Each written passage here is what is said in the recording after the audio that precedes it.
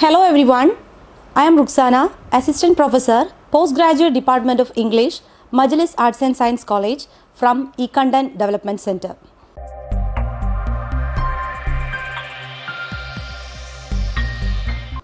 Today we are going to discuss the topic Geoffrey Chaucer, the father of English literature, and his general prologue to Canterbury Tales.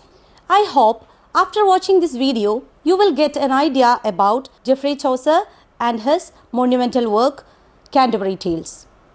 So first of all, let's move to Geoffrey Chaucer, who belonged to 1343 to 1400 to the 14th century.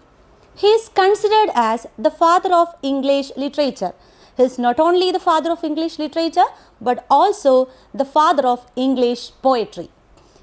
And he is the first national poet of England, and it is considered that he is the first observer who observed the English society with a clear picture. And he is a great painter of the society also, especially the 14th century, which is very clear in his Canterbury Tales.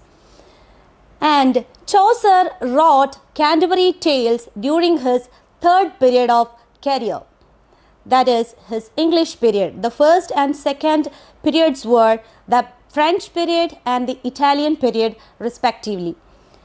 And he was influenced by the Italian writers Dante, Petrarch and also Boccaccio.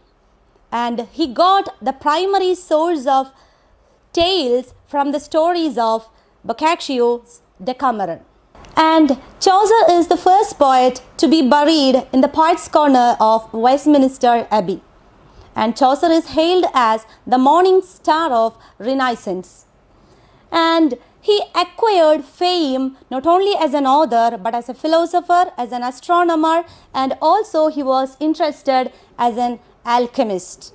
And it is Chaucer who shaped and contributed a lot into the modern English, and he introduced the heroic couplet into English also. So from this we can understand that there are a lot of credit for this father of English poetry, that is Chaucer. Now I am going to mention some of the important works written by Chaucer. Then it is The Legend of Good Women. Then another work is The House of Fame. Then The Book of the Duchess. Then Troilus and Cresside.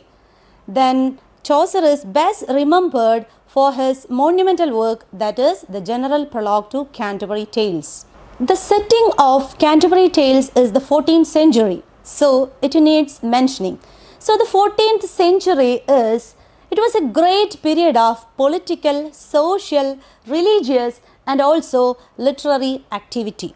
And trade and commerce become more wide in this century. And the democratic tendency that was spread like a wildfire in every field of England. Middle class was just emerging. Women were considered as inferior to men. All these things can be seen in the Canterbury Tales. Now we can move to the work Canterbury Tales. I told you the setting of the poem is the 14th century. And Canterbury Tales is a collection of 24 stories. Actually, Chaucer was intended to write 120 stories in Canterbury Tales, but before completing it, he died. And there are 29 pilgrims who are going for a pilgrimage to the shrine of Saint Thomas Becket that is situated in Canterbury. The story goes on like this.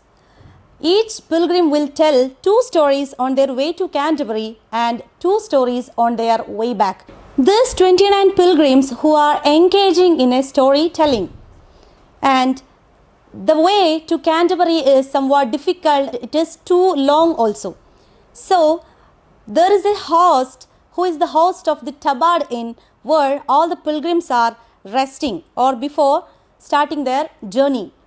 So Harry Bailey suggested that each pilgrim will tell 2 stories on their way to Canterbury and 2 stories on their way back.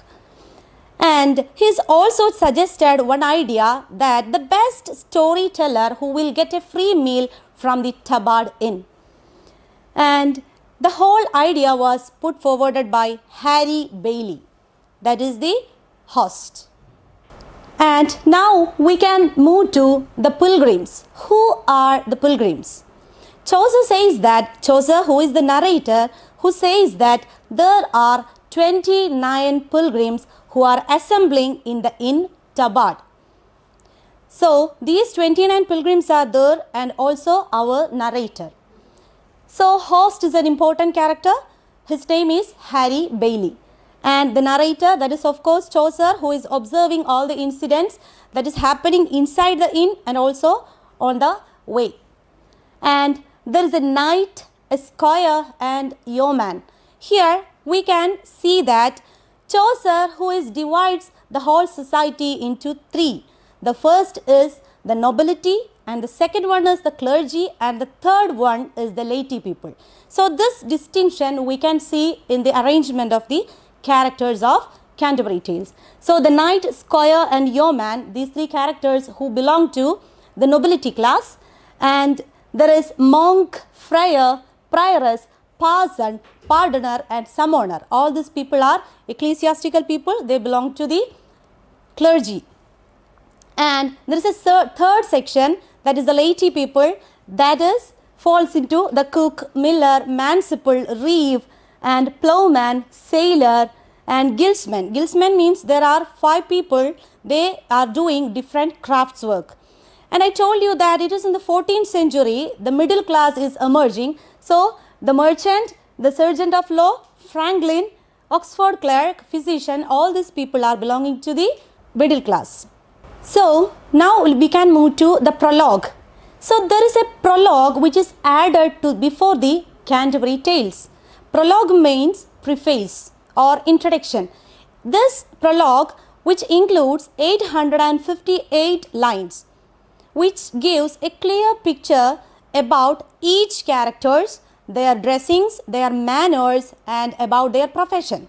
So here we can get the information, the minute details of each of these characters very clearly. So we can say that Chaucer is of course a keen observer. And this prologue which introduces all of the characters only, but the stories or the tales that comes in the Canterbury Tales part, which is after the general prologue. And from this prologue we will get in which situation, in which season or in which setting how the pilgrims are going for such a pilgrimage. So I hope now you got a brief idea about Geoffrey Chaucer and his important work Canterbury Tales. Thank you.